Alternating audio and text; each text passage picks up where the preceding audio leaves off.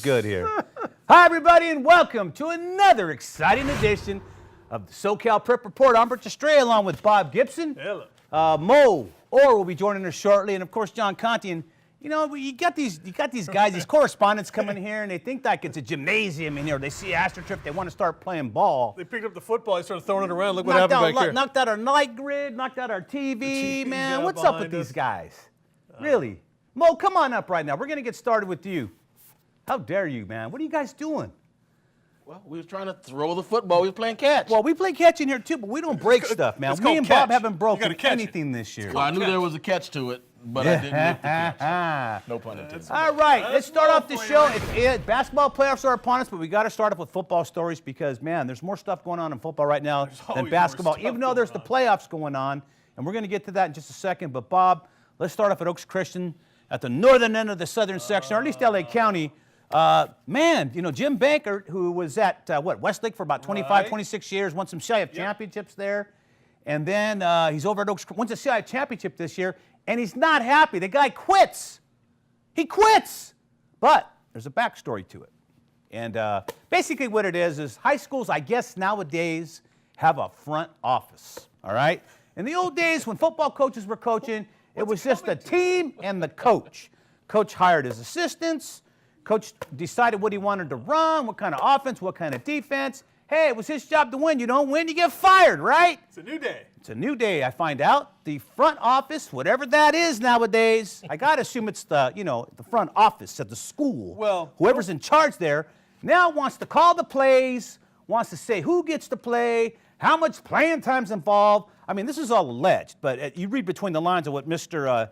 Coach Bankert is saying. It's exactly what's going on over there. Don't forget. And Westlake, too. At a private school now, when we're talking about private schools, you have a principal. Yep. You have a school president.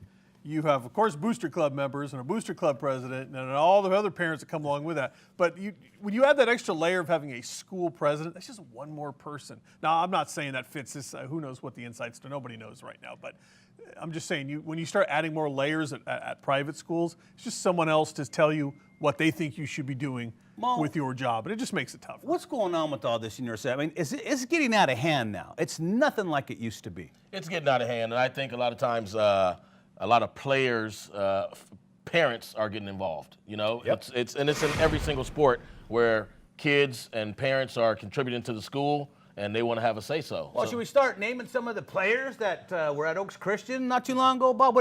That one year they had Will Smith's kid, and he was the best player on the football team, by the way. And Wayne Gretzky. They had Wayne Gretzky, Joe Montana's kid. Right. I mean, they have the who's who of sports athletes in Southern California there.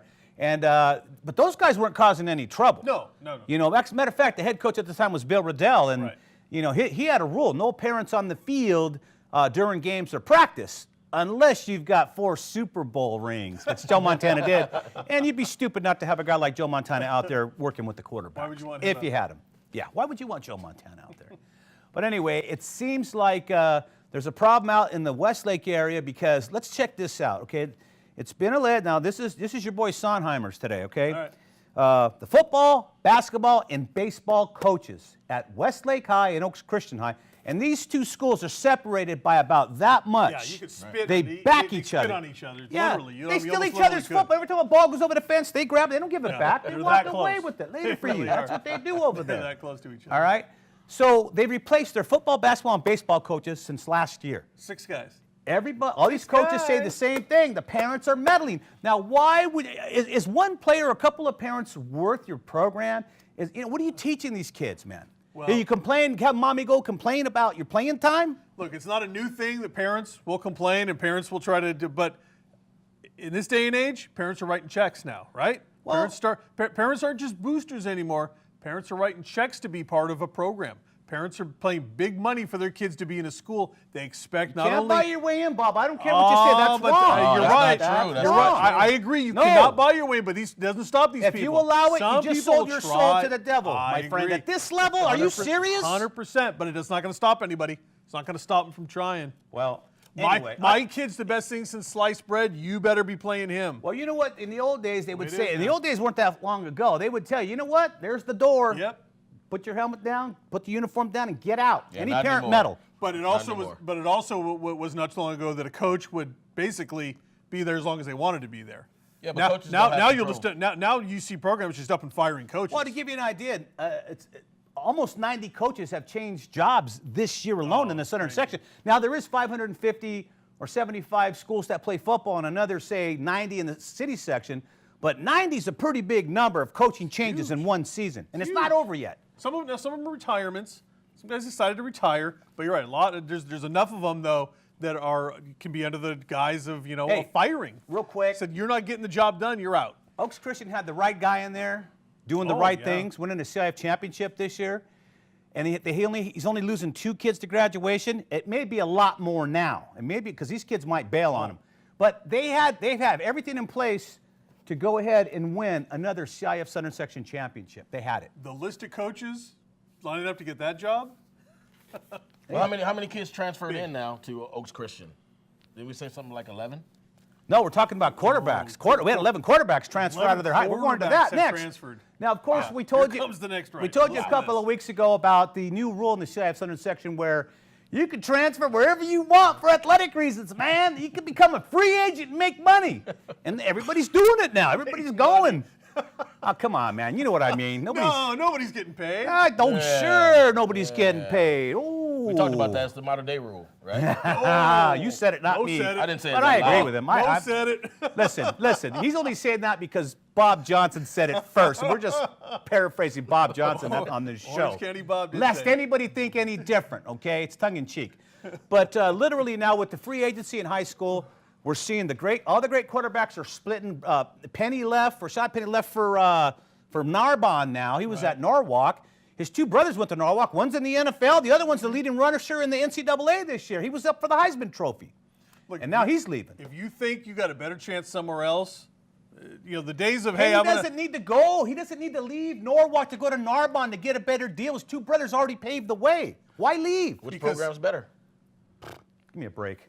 Narbonne's a better program, but here's the point. But your brother's already making it. The other one's going NFL too.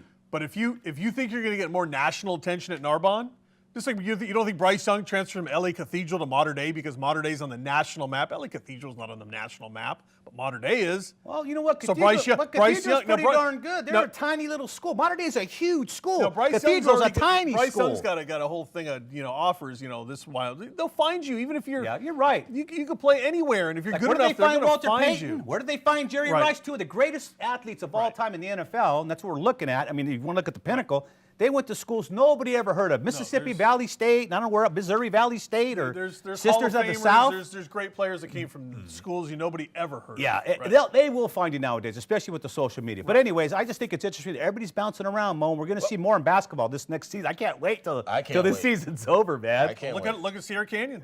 All those kids transferred into Sierra Canyon this year. And it's because of the parents, though, but in the program, Sierra Canyon, Bishop Montgomery, Mater Deis, those programs have a way of getting their kids to those big-time colleges. Absolutely. So, well, they do.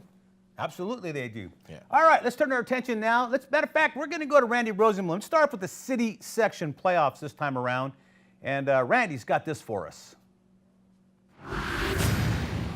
We are set for playoff basketball action in the LA City section. Let's start with the Open Division, and there's no surprise, one, that 4 teams from the West Valley League got into the 8-team field. The West Valley was the best league this season. Number 1, Westchester, led by the likes of Jordan Brunson and Zelly Hudson, will take on last year's top-ranked team and defending city champion Birmingham. That's 1 versus 8. The 5-4 teams are Granada Hills, another West Valley squad, against Kendall Fry and that outstanding Narbonne team that really plays nice defense and is a threat in this tournament. The number 3 seed is Taft, led by their outstanding point guard Kihei Clark, who averages 21 a game, and they'll play Crenshaw in the 3-6 game. I love this Crenshaw team, led by Dominic Winbush, their point guard, and Kevin Abekwe up front. And number 2 seeded Fairfax, led by the guard Ethan Anderson, the brilliant junior, plays number 7 El Camino Real. The biggest game of this past week had to be View Park on the road, winning at Crenshaw 60-57. Now, Ernest Flynn had 12 points and 12 rebounds, and Deshaun Johnson, the outstanding inside force, had 13 points and 15 rebounds. And when we first saw the game and saw the result of the game, we thought View Park would be in the Open Division. But then a couple nights later, View Park, trying to bounce back, had to play on the road against Fremont, and they lost 63-55. So thus View Park falls into D1, where they're top ranked. Fremont, who they split with during the regular season, is the number 2 seed. Washington, the number 3 seed, and University, led by Dason Hughes, who's a great player, is the number 4 seed. Uni wanted to be a higher seeded team, but their strength of schedule just wasn't good enough. Their record was wonderful, but the strength of schedule was weaker. In girls action, let's take a look at the Open Division there. Fairfax, which went 12-0 in the Western League, is ranked number 1. They'll play Birmingham, the 8 seed, another West Valley League team, this in girls basketball. Perennial powerhouse Narbonne, the number 5 seed, and an undefeated year this year for the Gauchos, 12-0 in the Marine League. They will take on a very talented Westchester team in our 4-5 matchup. El Camino Real, very dangerous with Kiana Hamilton Fisher, great player. They're the 3 seed. They play Eagle Rock. And the last game in the top 8 in the Open Division, Granada Hills, again, like their boys, overachieving, 24-4, 10-0 in the West Valley League, a definite threat as well. El Camino and Granada Hills, 2 teams from the West Valley League that I think could end up playing in the semis, and both have a shot at winning the whole thing. Speaking of winning the whole thing, in soccer, El Camino is seeded 1 in girls and boys, while Palisades and Eagle Rock are favored in girls water polo. By the way, El Camino in girls soccer has won 13 championships. In football, Jose Casagran has stepped down as the head coach at Southgate. He was there for 6 years. He was excellent. He led them all the way to the semis of D1 this year, where they lost to Dorsey. He took over the program that won just 9 games in 7 years, and by the time he was done, he had a perennial powerhouse in the Eastern League. And we also had a chance this week to catch up with the Don Shula Football Coach of the Year. That's Robert Garrett of Crenshaw. He's thrilled that he won this national award. That's a great honor for this institution. That's a great honor for our family, our football family. That's a great honor for this community. And it signifies that that can be accomplished by anyone at any time, especially coming from where I come from. I come from the east side, Jefferson High School. I played in Nebraska, and I'm here in LA Unified. And I met a lot of good coaches along the way by being a recipient of that award. And the award was chosen by a lot of great people, such as Condoleezza Rice, and more great people who read resumes in reference to that. The National Football League selected 32 coaches, and I was the recipient, and that is a great honor, and I am real pleased and real humbled to accept that. Rich and Bob, that's our city report. Update here in the city section, a lot going on, and man, Garrett, pretty good coach. Been around a long time. Good to see him getting an award like that. Yeah, no, that's well deserved right there, and that's that's cool to see. I mean, that's a national award right there. That's absolutely. big time. That's big time. Congratulations again. Crenshaw's big time though. They have been. A lot of state titles in basketball and football and everything else. That school just wins title after title. Absolutely, they do. All right, let's look at the southern section now. Look at the boys Open Division. Everything starts this Friday. There were games on Wednesday, but they were wild card games and stuff like that. So everything starts on Friday, the Open Division. And the first game we're going to look at is number 1 versus number 8, Bishop Montgomery against St. John Bosco. Now let me preface it by saying Bishop Montgomery was a national champion last year, and hasn't lost a game this year. Right. So to me, it's inconceivable that Bosco beats them. They've won 49 games in a row, guys. You think that, God bless Bosco. They're going to go out and give it a shot, but it's not going to happen. Bosco beat Mater Dei. That's crazy. They won Bosco 49 did in a beat row. Mater Dei, yeah. Bosco beat Mater Dei this year, so they have a shot.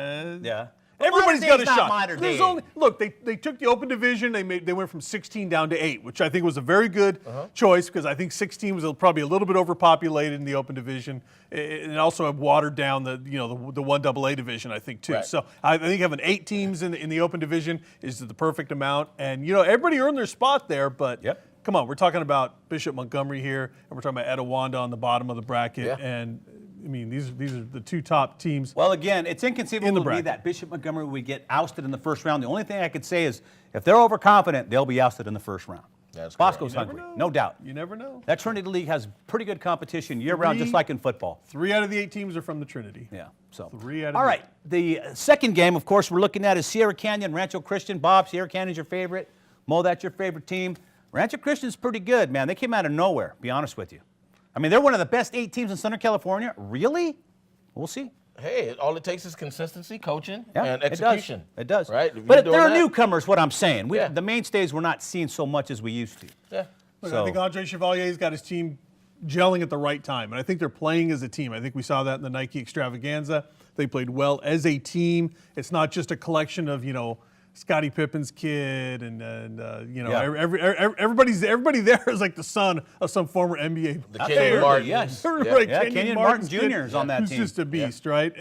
But I think they're actually playing as a team right now, so I think they're a real wild card in this whole We'll thing. talk about that in a little bit. Okay, Crespi Mater Dei. This game isn't what it normally would be because Mater Dei lost all their big recruits. Bol has gone to Findlay Prep and lost the point guard to Seattle. Right. I mean, they were one of the favorites to win the national championship this year, but they're not. They're not even in the hunt.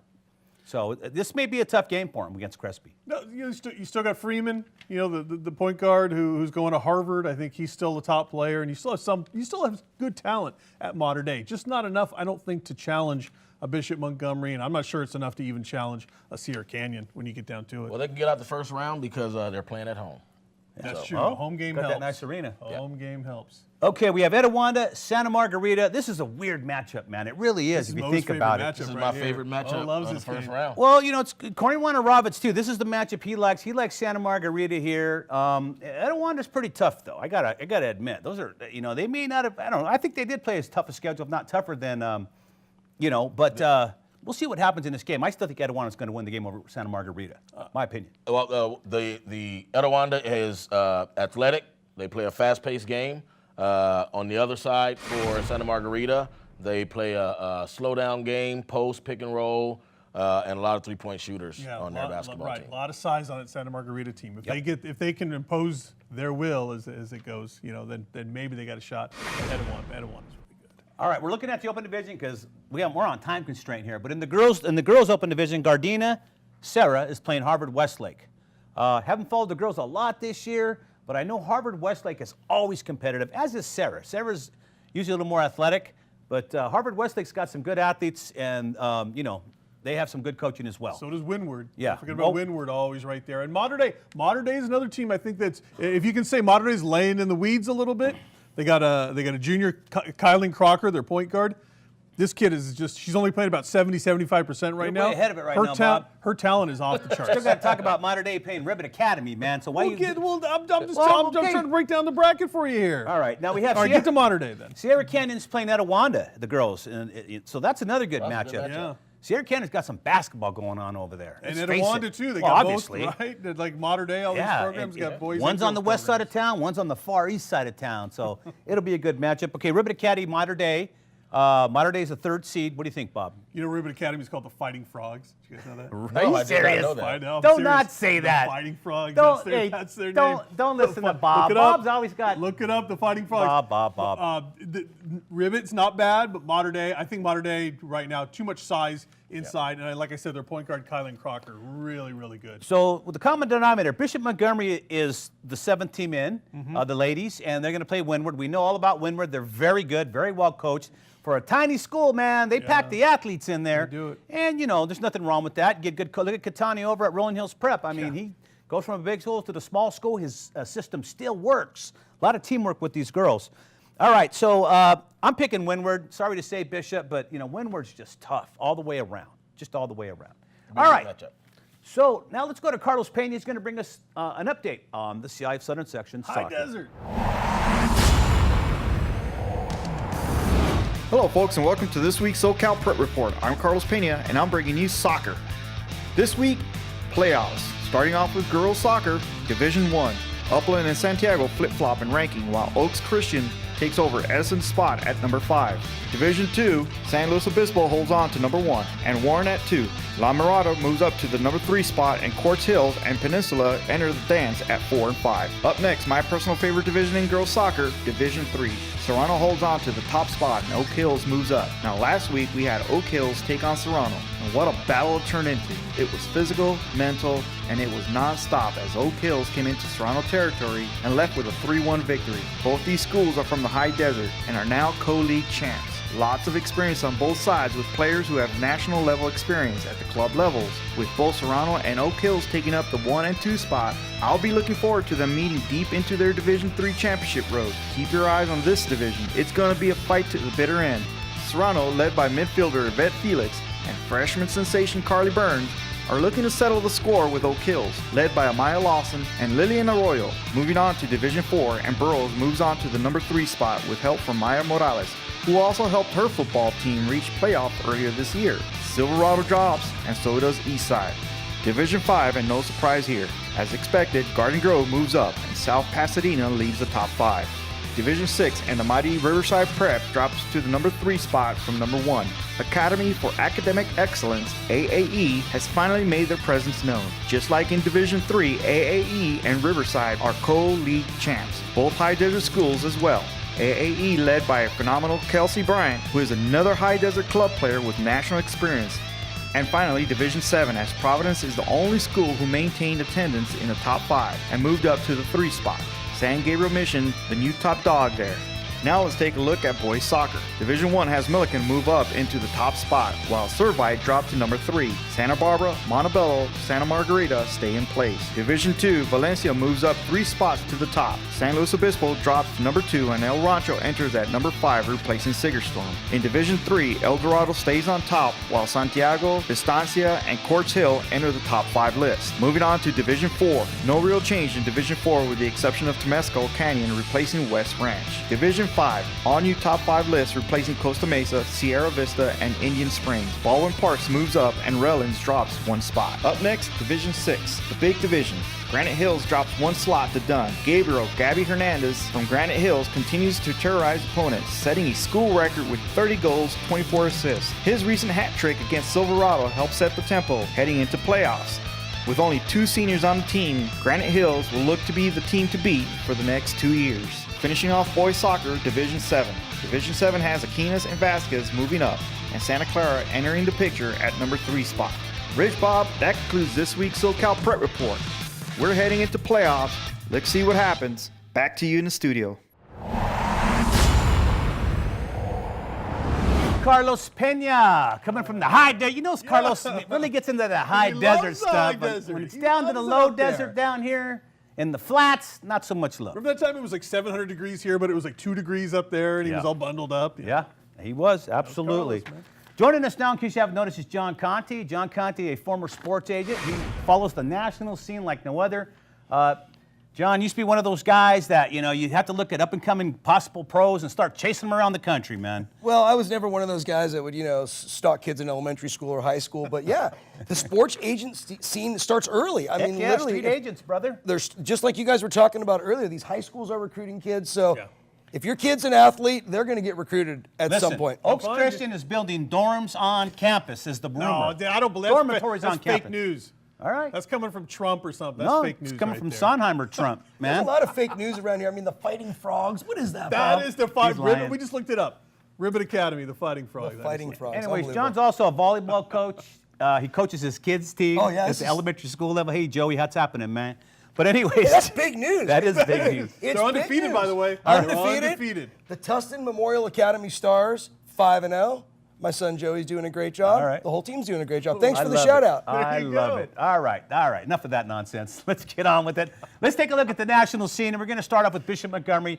Still on top, as we mentioned earlier in the show. Bishop Montgomery is still undefeated, 49 wins in a row. They were the national champs last year. They have not lost a game this year. It's hard to move them off their perch when they have not lost a game.